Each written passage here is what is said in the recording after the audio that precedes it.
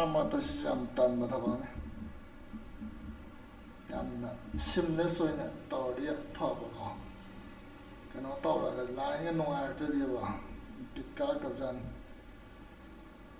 Anyways, Torsi, try Torsi Yabran. Yara for never give up in life, I know. So, prop comes from the Latin word for proof or proof, and honesty or integrity. A prop, whether it's a little object for testing electric circuits or a spacecraft headed for Mars, is basically something that's looking for evidence or proof. A probable originally described something that wasn't certain but might be provable. So prop have a word see root chikala lak no I matam the masi Latin word de lak panevo masikai have no am the proof or proof have a natraga honesty or integrity have a word asidagi lak panis nevo. So when a prop has no prop is a koiki ngasai body the tinjalaga manum the kake legi and ye no pot to never prop hires adagi koiki Mars the tagalaga maduda Sing Libra, the rocky my component to Kaino Kai Modo, Adu prop however, Adu prop Koidoka, you know, I matam the Madu evidence Tiba Chalini, I don't know, proof Tiba Chalini, I don't know, prop co in his eyes. Are they probable? I was there, same meaning the probable, or we are certainly with the Bako, Adugi probable high in his eyes. Okay, so first word of props, approbation. Approbation is a formal or official act of approving praise, usually given with pleasure or enthusiasm. Yam harau tayam na nuai na matugi approval piba adubu approbation ko. Masi formal or official or act neba some banataba. Koi president naga medal ga pidana atugo the Republic Day da Independence Day da adubu neba approbation harise ko. The Senate signaled its approbation of the new plan by voting for it unanimously. So Senate simogi assembly gumbani aduda magi ayabado pi bakarmain pi gam dami mayam aduda laiba legislator mayam duna pulap manaraga vote thadaraga masi yare haidana magi ayabado pi haine signal its approbation haijako. Approbation is a noun form of approve, but approbation is usually stronger than mere approval. To akoy na mi amada kano yare kani sam na haibado adugu natte basidi akoy formal oiba situation da sinaba wahi ne approbation is meaning the approval de dum oiba ko adugu in a formal setting haitare. An official commendation for bravery is an example of approbation. Getting re-elected to office by a wide margin indicates public approbation, and a social approbation received by a star quarterback in high school usually makes all the pain worthwhile. So ngasagi mi ama bravery gi damakta khoi na madu award pibudu commendation na di award pibu ko adubu madu approbation gi example amani dagi vote amuka karakpa yamna chawna karakpa landslide victory lakpa se miyam na yare haibatu gi approbation miyam gi approbation ni haibne. And then social approbation received by a star quarterback. So America da di ngasagi mogi American football na masanai adugi maning na leibu mi du buni quarterback haise aduna star quarterback ati maming chatpa hoi afau quarterback ama mayam na pam dana phajana appreciate toba approbation toba se sisina kai tawi hai matam da magi sai warak pa pain and sacrifice mayam do kauthok ali hai ne all the pain worthwhile masagi wagi mayam do magul le li hai bne sini. Approbation means a formal approval. What are we at the Kitandi fast when it's at le? I just line that Kidrana Pakat Paitar. Okay, so next later probate. What is a probate called? Probate, the process of proving in court that the will of someone who has died is valid and of administering the estate of a dead person. Will have a secret, will have a see me amana laying aida. See my property, amati land, the my belongings, ma'am, the Kanakana, the piga, the no one iram bado, adubu will ko aduna nasaki court akogi mana iramiba will si chanagani amadi mana iramiba mi singsida kano si pigani magi sanpatti lan tum pigani haibase madugi process to court to prove to do magi will si chumi ena adubu probate kawi haibaneva. So example sentence ta ko when her father died she thought she would be able to avoid probate but she wasn't that lucky haiga my father to si matam da mana khalleba mapana iramba will do chanararoi aduga ma loi lawr yarani ena khalleba ma ji khang option na nupi oramani ko aduna mapana irami duna mingon da loi pithome wanga sa mai sanpatti lan thum mayam do adu mana khallubana adu chanararoi court ta na khallubane probate to chanararoi avoid tawba ngamgani ena adu bu probate to chanare aduga ma kem phangdre haibane she wasn't that lucky haije. So ever since people have written wills, those wills have had to be proven genuine by a judge. Mi amana iramena ana ibra idabra haibasi kamai prove tawgani ha matamda madu judge samagi ayaba yawarga igadabani haibane ko. Without a probate process, greedy acquaintances or relatives could write up a fake will stating that all the person's wealth belong to them. Masagi magi judge to na akoi verify tawdana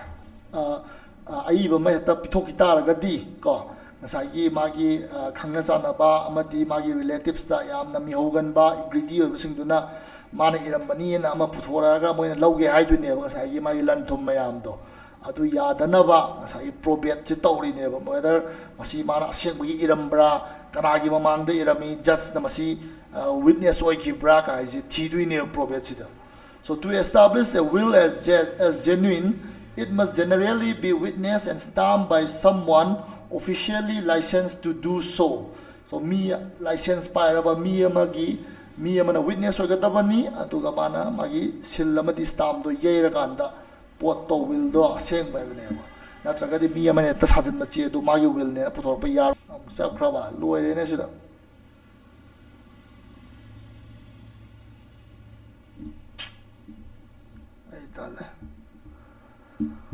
Masigi tabak se ay tali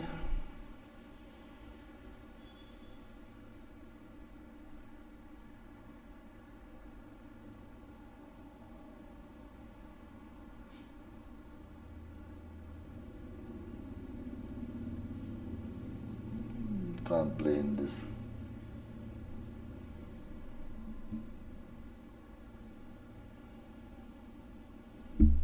Put your dog out there, free around with the payadre, Madame Lady.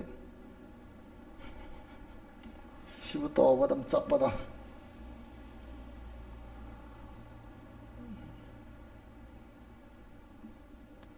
Eleven delays. Yeah, that's possible.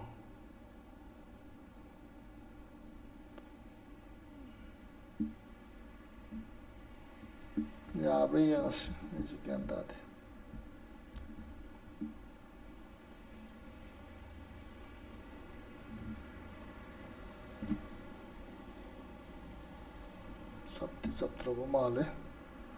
Okay. Though wills have sometimes been approved even when they were just written on a piece of scrap paper with no witness. So witness amta yawda bida kano cham sabachi amda ira magasu yana matang so dum yawi have never. Today we use probate more broadly to mean everything that's handled in probate court. Probate court tawba khudimak probate anadum hire a special court that oversees the handling of estates, the money and property left when someone dies, making sure that everyone eventually receives what is properly theirs. So probate has come not take as I will do the iramiba kanome am do chumi natraga lali haina thitoga ko ima ya seng mama pu the pibiba adugi process to never probate haiseko yara. So let's continue. Line zero in either tohorasi. Probity hai targati kaino. Absolute honesty and uprightness ko chumba. Taseng na chatpa adubu probity ko iko. Her unquestioned probity helped win her the respect of her fellow judges. Magi fellow judges ki magi respect to mana magi questionable oidraba probity integrity natraga honesty duna win the wong ngami haibnebo. Okay. Probity is a quality the public generally hopes for in its elected officials, but it doesn't always get. So miyamna ngasagi probity kanadai expect tawge hamatam da bana vote thadara kahaliba mising do adudagi expect taweba but phangde ko na ba khangna le wani sima. Bankers, for example, have traditionally been careful to project an air of probity, even though banking scandals and bailouts have made this harder than ever.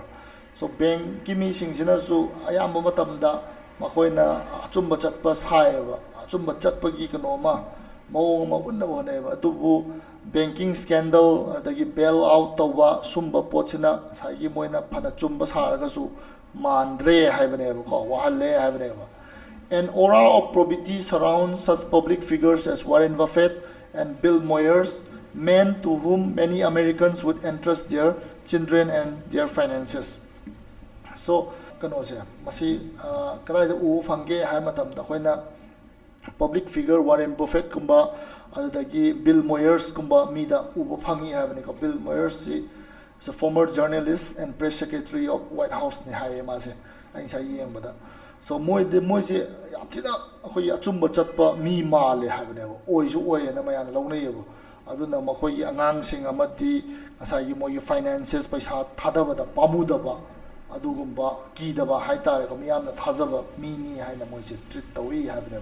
So probity means absolute honesty, tasengna honest oi mi honesty ko adugumba haitare chatpadubo probity ko we asiri class faster than the fastest tare. Reprobate, a person of thoroughly bad character, character yam patawa mi se reprobate ko probity to ga pra opposite tawri reprobate ko. His wife finally left him, claiming he was a reprobate who would disappear for weeks at a time, gambling and drinking away all his money. So my nipidun thado zakre mado reprobate oiler man ko paisado Samamdo you takpa the gambling to the loy lang thokre tre haidanako aduna madu reprobate never. The related birth of reprobate is reproof, which originally as the opposite of approve meant to condemn. Thus a reprobate, as the word was used in biblical translations, was someone condemned to hell. But for many years, reprobate has been said in a tone of jostling affection, usually to describe someone of doubtful morals but good character. Good humor, sorry. Shakespeare's great character Falstaff, a lazy, lying, boastful and sponging drunkard, is the model of a reprobate but still everyone's favorite Shakespeare character. So, akoigi reprobate si ngasai akoina yamna phattaba mi character pura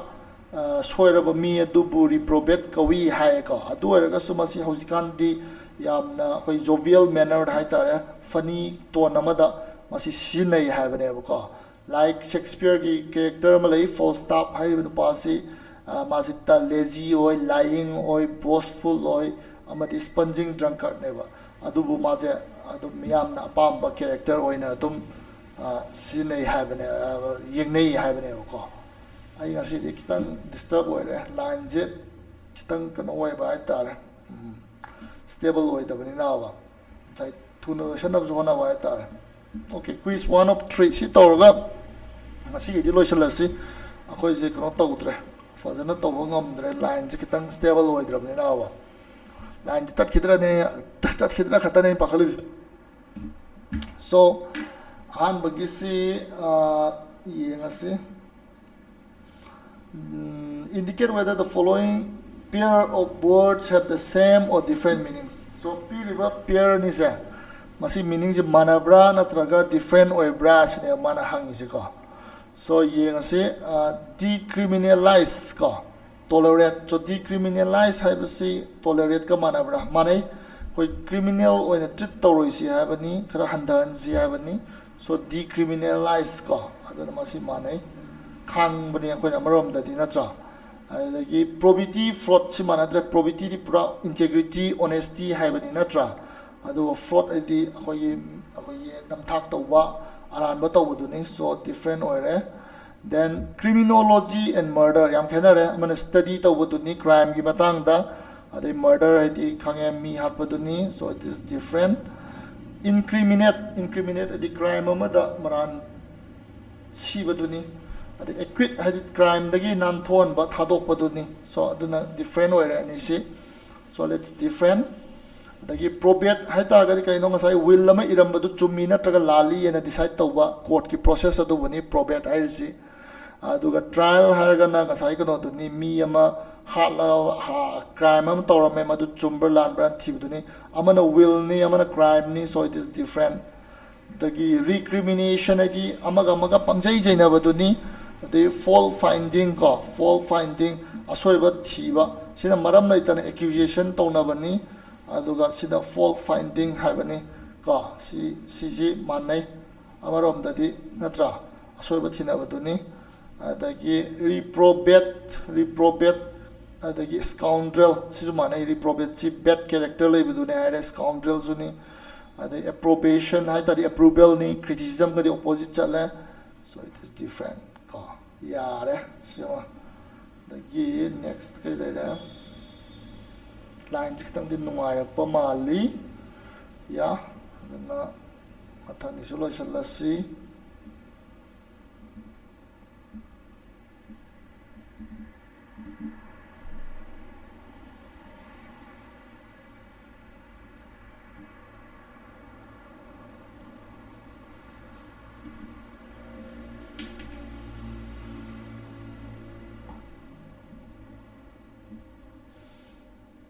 okay last ki kano sina masigi 1-3 ge question na b de yaurese match the definition on the left to the correct word on the right haibane natra adu di yengasi utter honesty probity yaure si one tharasi approbation natra formal everyone ever see settings right so mega the ki rascal di reprobate to yes 3 legal process for wills kasai kana khangi probate yauro yes 4 then study of illegal behavior study paladi criminology lani ka then accused to maran siba criminate lani then reduce penalty reduce to do sai soiba hoyan sai criminal obadagi handabadu ni haina sabian lani counter attack to buduna recrimination ya loire sida sina line je khitang di nungai rak male ko amu khara mu tak thani nge do like tak pa nungai zuba mini ayakti adum punga ni hum ta su adum ngam gani do line nungai chaga ti aisu ka to ko khitang di nervous la tar tat khidra na ko okay duita gati ngasi tamba sing do haipetang revise to se ko ko ngasi root kya tamai root ani tamai ko ha mai root to kaino cream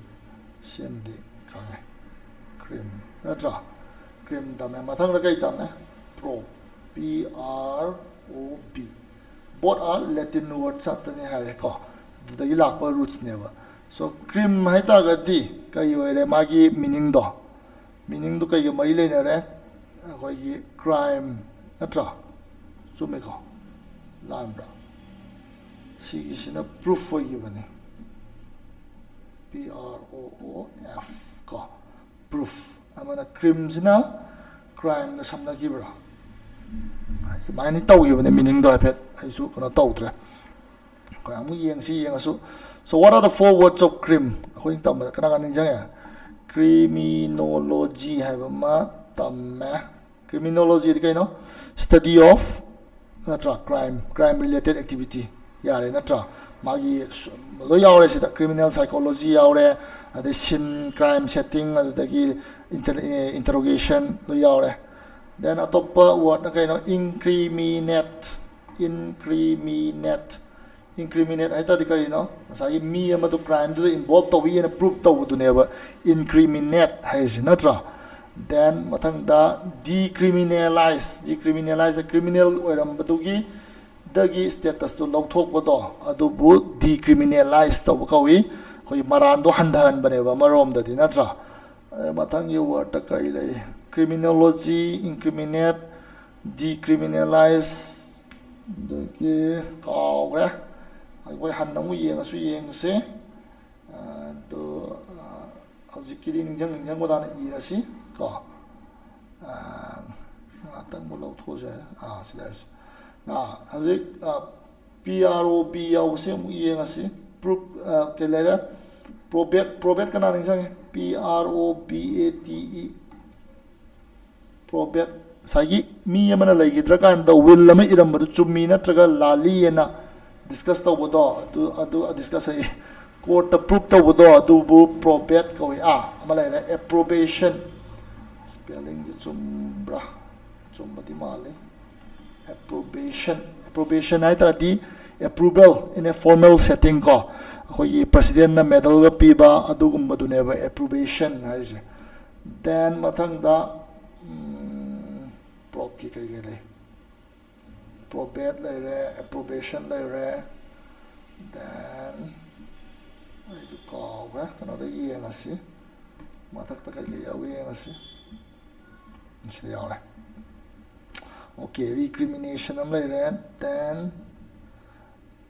probity am le reprobate ya le ai khang so see is it say word yaw bodo what bodo see recrimination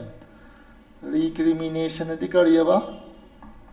recrimination hai ta ga amaga maran pangsi da sina ba to fault finding to bodo adu bu ne ba recrimination hai ri se ko khangani dana adagi probate lai re approbation lai re adagi probity ningjang bra IS officer pura probity oiram dabado probity hai ta ga ti integrity ko complete honesty hai ta re yam chumna chachaba achumba da ngangba adugumba kano du bune ba quality adu bune ba probity hai je ko adagi probity le re what amaka so to mangi khangari kana num comment to ro da ai ko ai brain ya tre ma le to ka handa da ya ha kari no probity le re